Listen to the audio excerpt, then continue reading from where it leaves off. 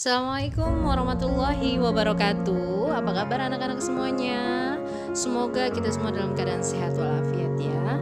Oke, senang sekali hari ini kita ketemu lagi dalam pelajaran matematika. Dimanapun dan kapanpun tetap semangat belajar ya. Masih semangat kan? Oke, sebelumnya kita awali dulu dengan basmalah yuk. Bismillahirrohmanirrohim. Hari ini kita akan belajar tentang penggunaan teorema Pitagoras pada bangun datar. Sudah siap? Silakan kalian buka bukunya halaman 133.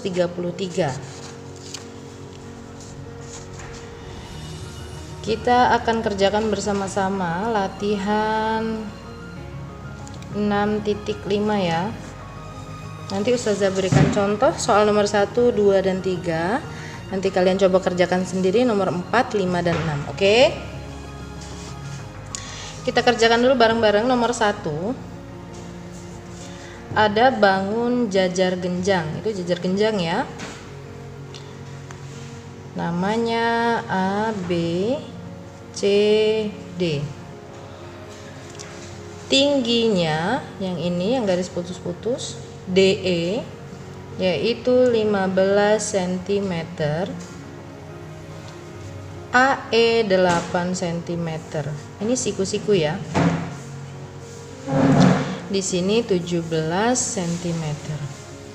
Yang ditanya tentukan keliling setiap bangun datar di bawah ini. Namanya keliling setiap bangun datar, artinya kita menjumlahkan semua sisinya. Untuk jajar genjang ini berarti yang kita jumlahkan adalah AD ditambah DC ditambah CB ditambah BA. Nah, sekarang DC sudah ada 17, maka AB juga pasti akan 17 ya. Yang belum ada adalah DA. DA sama CB ini panjangnya sama. Kita mencari dulu DA nya atau AD nya. AD sama dengan, kita perhatikan bahwa ADE ini membentuk segitiga siku-siku, di mana sudut siku-sikunya adalah E.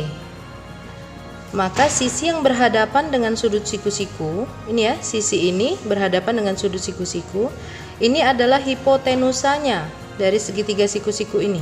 Berarti kita boleh kasih nama C. Maka yang ini boleh kita kasih nama A, yang ini boleh kita kasih nama B. A dan B boleh tertukar, tapi C-nya tidak boleh tertukar. Maka untuk menentukan teorema Pitagoras yang akan kita gunakan, pastikan kalian sudah menentukan C-nya dulu, hipotenusanya terlebih dahulu. C-nya adalah sisi yang berhadapan dengan sudut siku-siku, gitu ya. Berarti kita kita mendapatkan segitiga siku-siku ini A, B, C. A-nya 8 cm, B-nya 15 cm. Kita mencari C. Maka untuk mencari C, kita gunakan rumus C kuadrat sama dengan A kuadrat ditambah B kuadrat. C kuadrat sama dengan A-nya 8 kuadrat ditambah 15 kuadrat. C kuadrat sama dengan 64 ditambah 225. C kuadrat sama dengan 289. Kalau kita menghilangkan kuadratnya, maka di sebelah kanannya harus kita akarkan. Akar dari 289 adalah 17 cm. Berarti kita mendapatkan bahwa AD-nya ini ya 17 cm. Maka keliling jajar genjang A, B, C, D sama dengan AD ditambah DC ditambah CB ditambah BA. AD-nya 17, DC-nya 17 juga, CB-nya sama dengan AD, CB ini ya, CB sama dengan AD 17. BA-nya sama dengan DC 17. 17 ditambah 17 ditambah 17 ditambah 17 bisa kita dapatkan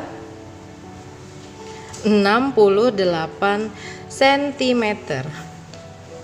Maka kelilingnya untuk bangun datar jajar genjang soal nomor 1 adalah 68 cm. Ini ya. Paham kira-kira? Oke. Ustazah ulangi, untuk mencari keliling suatu bangun datar, kita hanya perlu menambahkan semua sisinya. Sisi ya. Tingginya ini nggak perlu ditambahin, ini bukan sisi. Oke, sisi itu yang membentuk bangun datar tersebut. Oke, kita lanjut ke soal nomor 2. Soal nomor 2. Soal nomor 2 itu ada gabungan bangun datar, trapesium, dan persegi panjang. Tidak perlu kita mencari keliling trapesium kemudian kita tambahkan dengan keliling persegi panjang. Kita kasih nama dulu, KL, M, N, dan O. Ini 12 cm, 8 cm, 6. Nah, seperti yang Ustazah katakan tadi, untuk mencari keliling kita hanya perlu menambahkan seluruh sisinya, panjang sisinya. Berarti untuk mencari keliling bangun datar ini kita hanya menambahkan KO ditambah ON ditambah NM ditambah ML ditambah LK. Semua sisi sudah diketahui kecuali yang miring ini, kecuali yang LM. Maka kita harus mencari dulu panjang LM-nya berapa. Kita tulis dulu ya. Kita buat segitiga di sini. Ini kita tarik garis sejajar. Kita kasih nama P di sini. PM itu sejajar dengan KL dan sejajar dengan ON. PM panjangnya 16. Kenapa Zah? Kan sama panjang ini sama ini. Ini persegi panjang ya. Sisi atas dan sisi bawahnya sama. Kalau ini 16 maka di sini juga 16.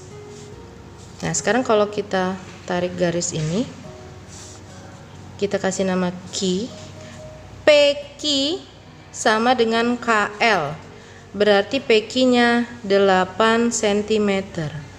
Kita bisa dengan mudah mencari QM dengan cara 16. Ini kan tadinya panjangnya 16 dikurang dengan 8. Ya, kan panjang dari ujung ke ujung 16.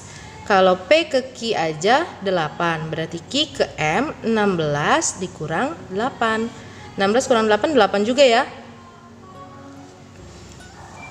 Nah, sekarang kita tinggal mencari panjang QL. Panjang QL kita juga bisa dapat dengan mudah.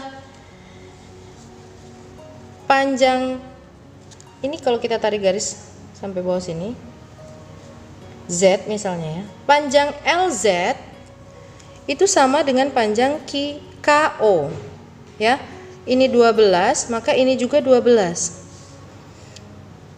Ini 12. Segininya 6, berarti ini Q ke Z-nya 6 juga. Jika panjang LZ 12 dari ujung ke ujung 12, panjang QZ-nya 6, maka LQ-nya dengan mudah bisa kita cari 12 dikurang 6, 6 juga. Ya. Paham enggak ya? Kita dapat segitiga siku-siku. Siku-siku di sini ya. Namanya L, Q, dan M. L, Q, dan M. Di sini 6, di sini 8. Yang berhadapan dengan sudut siku-siku ini tadi kata Ustazah namanya hipotenusa atau kita kasih simbol C. maka kita perlu mencari C. Caranya sama seperti soal nomor 1 tadi. C kuadrat sama dengan A kuadrat ditambah B kuadrat. C kuadrat sama dengan 6 kuadrat ditambah 8 kuadrat. C kuadrat sama dengan 6 dikali 6, 36, ditambah 8 dikali 8, 64. Sama dengan C kuadrat sama dengan 100. Maka C aja 100-nya kita akarkan menjadi 10 cm. Berarti panjang LM ini adalah 10 cm. Kita kembalikan ke soal. Panjang LM adalah 10. Yang ditanya soal bukan LM-nya aja. Yang ditanya soal adalah keliling bangun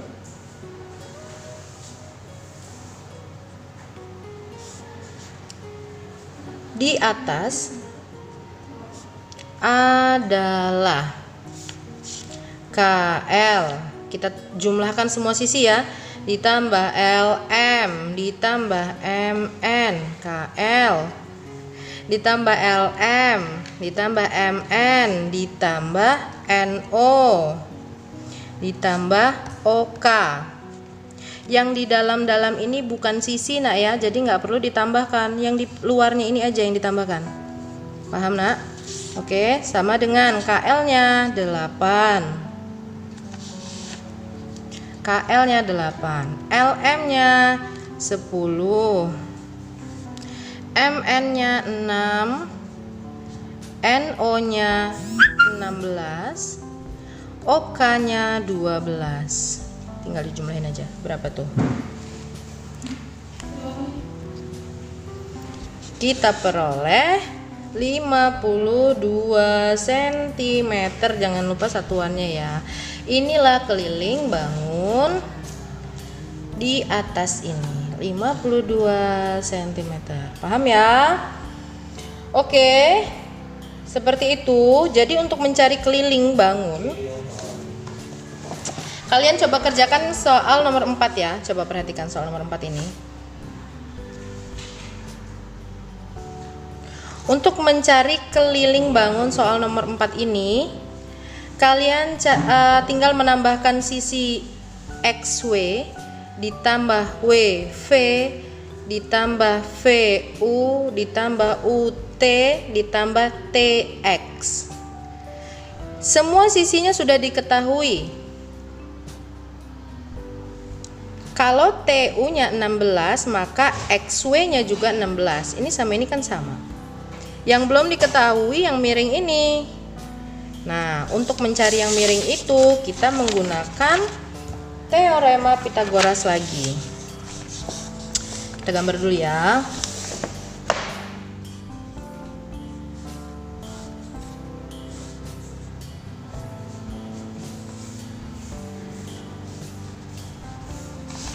Nah, perhatikan di sini 6. Kalau 6 dari ujung ke ujung, nih ya, 6 dari T ke X 6, maka separohnya berapa? 3 ya. Berarti di sini 3, di sini 3, maka jadinya 6. Kemudian kita tulis dulu deh biar nggak susah. Di sini 20, di sini 16, maka di sini juga 16. Nah, Ustazah mau tarik garis di sini ya.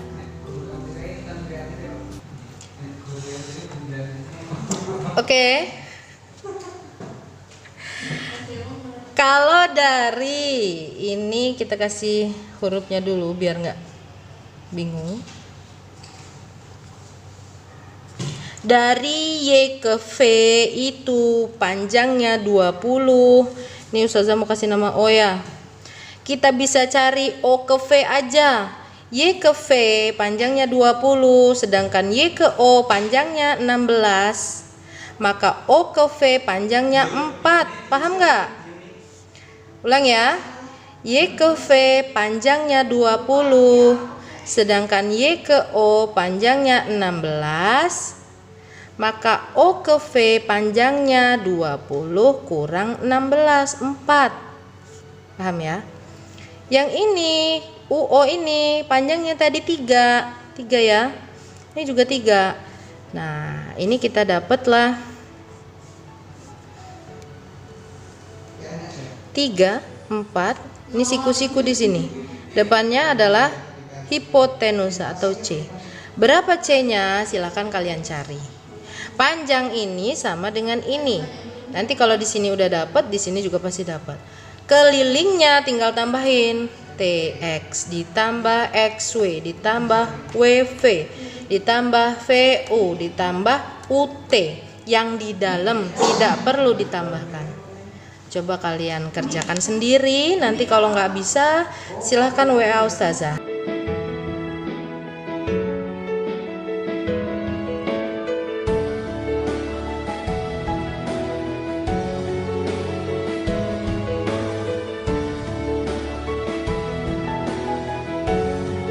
Terima kasih banyak untuk perhatiannya. Terima kasih untuk yang sudah nonton. Semoga ilmunya bermanfaat. Tetap jaga kesehatan ya. Semoga pandeminya cepat berakhir. Kita cepat bertemu di sekolahan kita tercinta. Salam hangat untuk keluarga dan wassalamualaikum warahmatullahi wabarakatuh.